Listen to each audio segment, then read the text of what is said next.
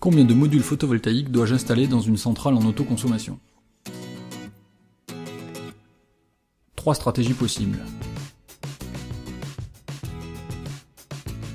Soit on optimise le taux d'autoconsommation, soit on couvre la totalité de la toiture, soit on compense globalement la consommation.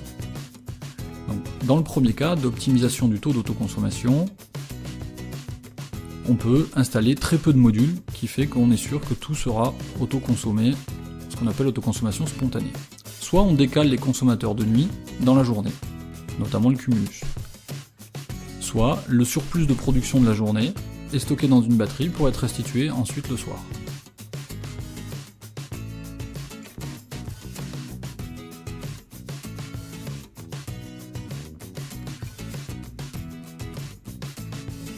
Dans le cas d'une couverture totale de la toiture, la production est complètement décorrélée avec la consommation, donc le surplus sera forcément vendu dans le cadre d'un contrat de vente de surplus avec EDF.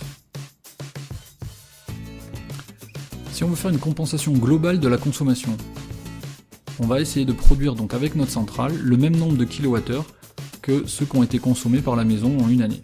On parle alors d'autoproduction. Par exemple, une maison dans le sud de la France qui consomme 4000 kWh à l'année pourra être compensée avec une centrale de 3 kW crête. Attention de ne pas oublier soit de prendre un contrat de vente de surplus, soit d'installer des batteries.